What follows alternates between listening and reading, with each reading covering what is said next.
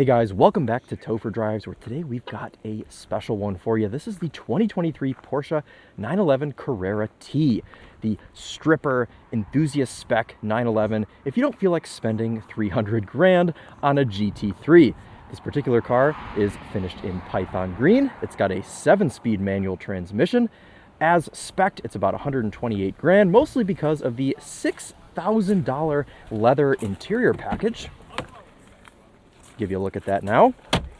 So we just have pretty basic sport seats here, but we do have a cloth material in the middle, and this interior is super basic in this thing. We've got no back seat as is standard in the Carrera T, and it's just very simple, regular 911 in here. Are you having a good day, Chris? I am, yes. I was just gonna say, out here with Charlie from Daily Motor, my other half, and we're also out here with Tedward. He's in the new SL. Charlie's in this ridiculous Maserati with billionaire doors, and we're gonna go for a bit of a drive in the canyons. Yeah, I'm glad you get another opportunity for this. I wouldn't mind taking one more romp as well, as you do get to shift your own. That's right, I'm the only one shifting my own gears, so I'm quite excited. I've spent a few days in the 911 Carrera T, and I did actually film a video on this car a couple days ago, but I've had some impressions change, so I don't think you guys will ever see that video, but hoping to get a good drive. The lost footage. Maybe I'll upload it someday, but I was a little too Porsche excited, I think, on my first ride. So, give you my my actual thoughts on this car today, and hopefully we'll have a nice fun drive trying to keep up with Mr. MC20. So we'll walk you around this Carrera T.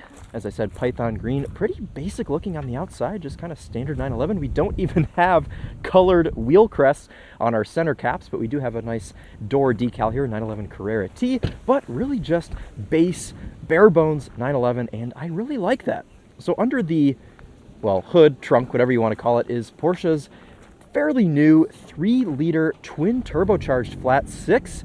And in basic setting, 379 horsepower, 331 pound-feet of torque. So it isn't the fastest thing in the world, but it's just enough. You've got a lot of mid-range torque that make this thing feel very, very proper and still very Porsche-y. We'll get a little further into that 3-liter once we're actually driving, but I wanted to show you guys all around this car before we go.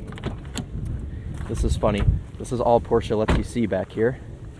You open this and you've just got this tiny little view of the cooling fans, and then if you need to add oil or any other fluids back here, you are able to do so. Otherwise, Porsche wants you to take this thing to the dealer. 0W40 oil. I always feel scared shutting that because it's just plastic and a brake light. Let's go ahead, hop in, and get this thing on the road. Ooh, it is a bit windy. Apologies for that. Make sure we do our proper taps before we get into the 911. Topher would be proud. Let's fire it up.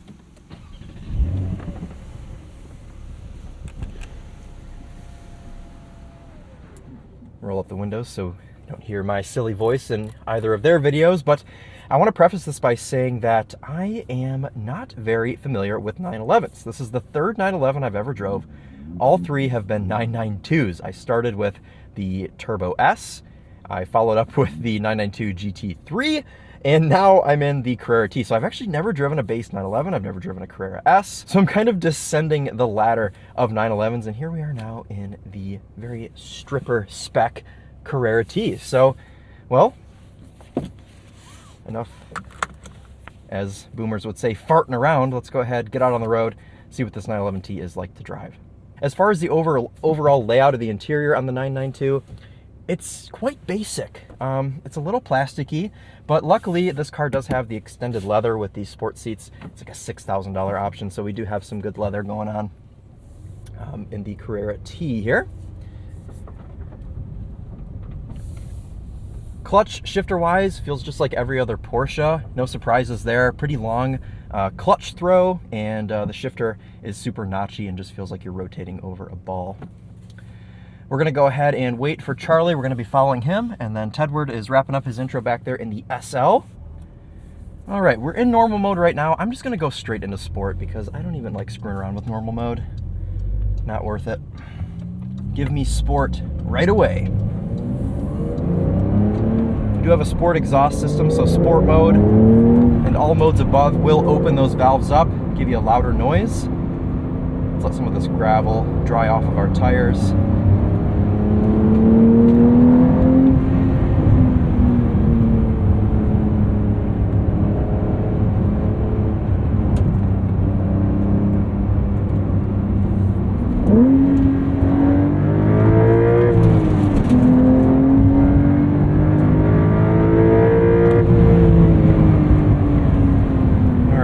shut her down for a sec. We're catching up to some traffic. So you can hear that 3-liter sing. It goes all the way to about 7,500 RPM. And believe it or not, it's actually more dramatic inside the car than it is outside of the car. I've been driving the different cars that we have this week following this thing, and it really doesn't make any noise from the outside. I mean, it does, but it doesn't sound super dramatic. So this 3-liter overall, it's a good engine, and I do like it. It's dramatic enough, and it's got a lot of good mid-range torque, but it's certainly not my favorite engine from Porsche. And you know, anything with forced induction, you lose a little bit of character on the front of, it's not gonna rev as high, and it's not gonna sound as good. You don't get too many turbo noises. Oh, looks like Charlie is stopping. Maybe? No. Go ahead and ease into the 911 here.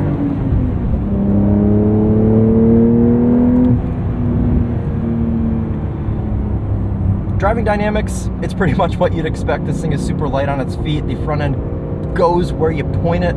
Super darty, super grippy up here. No complaints in that way. And what I will say is that the ride is incredibly comfortable. You'd think that with the Carrera T, this being kind of the stripper enthusiast model with really nothing in here, you'd think it'd be really hard and harsh, but that just simply isn't the case. This thing is super cozy. These sport seats are great.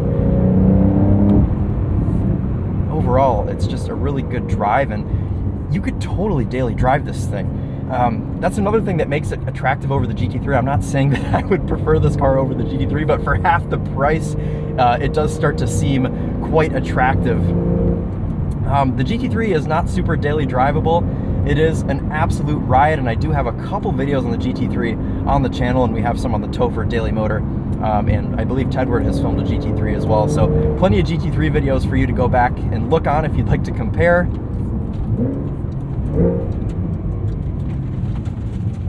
A little bit of a tighter section here.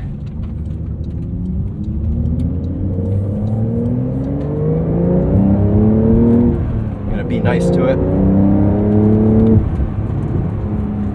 You've also always got to assume up here that around every blind corner there is going to be a cyclist, so we're gonna go nice and slow here.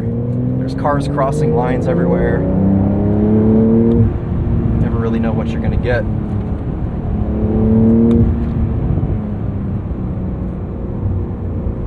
There's gravel, all sorts of things up here.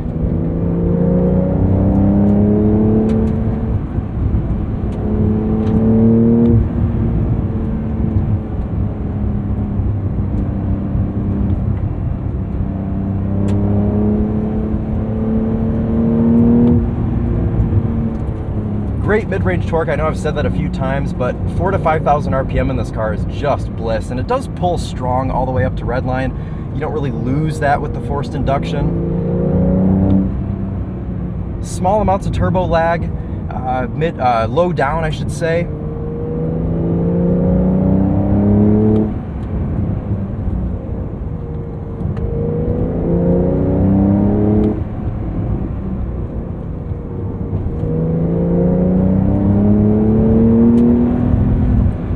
It's a pretty rough section there. The 911T soaks it up nicely.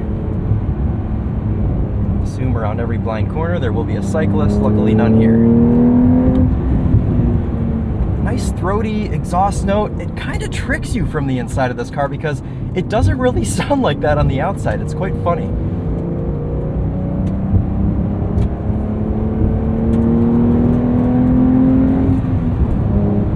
Shifter action is great. Porsches, you know what this shifter feels like. Auto blip is fantastic. If you guys have thought this whole time that I'm heel-toeing myself, well, now's the time that I admit that I am not. It's the car doing it, and it does a great job. Porsche's auto blip system is certainly one of the best for auto rev matching. Bring it down in a second there.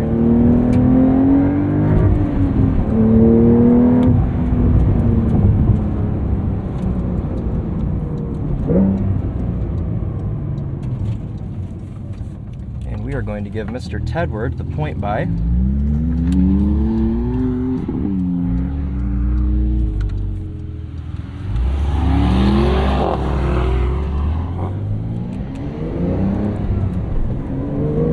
I'd like to stare at the behind of the SL next.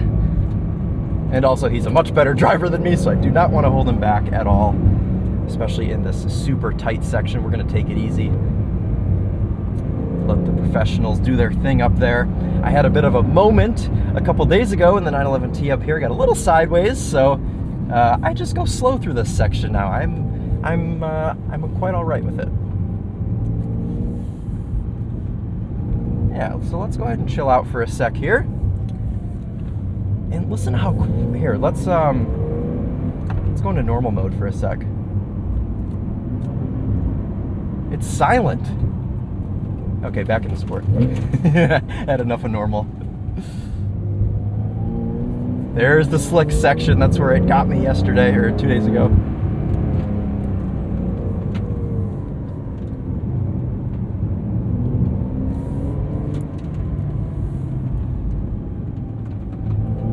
This is just such a tight section of road. We're driving the GR Corolla earlier this week. In fact, it just got swapped out for that Maserati MC20, and that Corolla up here was fabulous. And I don't know which video I'll post first, but I did film a video on the GR Corolla, and that was, I think, my favorite car to drive up here. It was just fantastic, especially for this tight section here. The Corolla was the car you wanted to be in.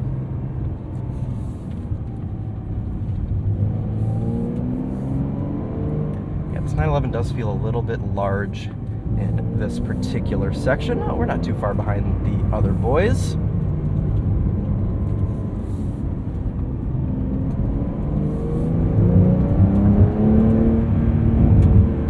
A couple pops and burbles on the off rev, but not too rowdy. Of course, cars like the GT3 and Turbo S are a little bit rowdier. This car keeps to itself a little bit more. Here, a couple little pops there. Yeah, sounds good. Not the most charismatic powertrain. Going to third, drop our revs a little. That's kind of where it sounds the best, because around 3,000 and 4,000 RPM, Porsches always do this that noise. We have caught up to something. What do it be? I'm gonna say it's probably an pickup truck. It is an pickup truck. Nissan. What is that? No, it's a Toyota? I can't tell. Toyota Tacoma. That's all right. Sometimes it's nice to have a little break. Chill out for a sec. Give yourself some time to recharge. It's amazing how you can auto blip into first gear and you can't even feel it. All right. Gonna be fighting for grip a little bit there.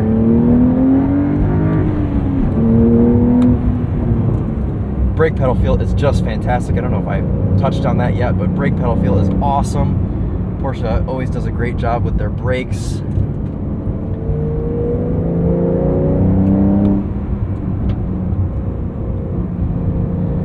So I guess we should probably talk about if this car really makes sense. That's a tough one for me, because this thing starts at 116 grand and it's very fast, it's very pretty. But that's like 997 GT3, well, at least 996 GT3. Well, I don't know. You know, I can't keep track of Porsches because they fluctuate, they go up in value. I don't know what anything's worth anymore. But what I'm saying is you could get a real proper, pure 997, 996 generation 911 for much cheaper, have just as much fun. The only way I could see this 911T really making sense is for, if you're very bold, a one-car enthusiast solution, because you really could do it in a warm climate area. Because you've got modern tech in here. Of course, if your car isn't buggy like mine is here today.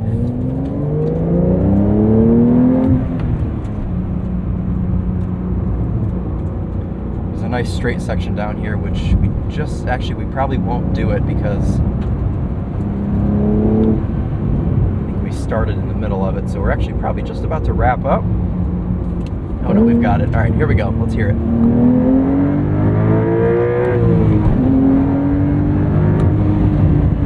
Yeah, pretty good. It's fast. I mean, 379 horsepower doesn't sound like a lot, but, and granted we are going downhill right now, but it's a quick thing.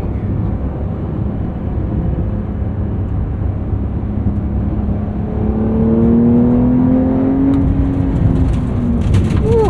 Lots of gravel, a little bit of ABS there. Road conditions are so weird after we had all this rain. All right, shutting it down here for the last time, wrapping it up with the 911T. I like this car a lot, and I'm really looking forward to driving other 911s. I feel like I can't really give a proper verdict on this thing just because I'm not as experienced with 911s as some people may think I am. Of course, I own a 987 Cayman S, and I kind of like the way that that car sounds better than this one. You can see I've got to do all of this work with no backup camera. Okay, which means we're going to leave it in the middle of the parking lot because I cannot see what's behind me. So, all right, cool. Let's shut her off, do one last walk around, and we'll send you all on your way. If you'd like to see a more extensive review on the 911T, make sure you pop over to the TheTopher channel. He did a great in-depth review here on this car, and it'll give you all of your technical specifications that you're probably looking for. But I do appreciate you guys coming and hanging out with me here for the drive of the 911T. So that'll wrap it up for us today. Thank you all so much for watching. Charlie, how was your drive? Oh. What does that mean? Clenched. Oh, clenched. All right, guys, that'll wrap it up for us today. Thanks again so much for watching, and we'll see you all very soon in the next one. Take care.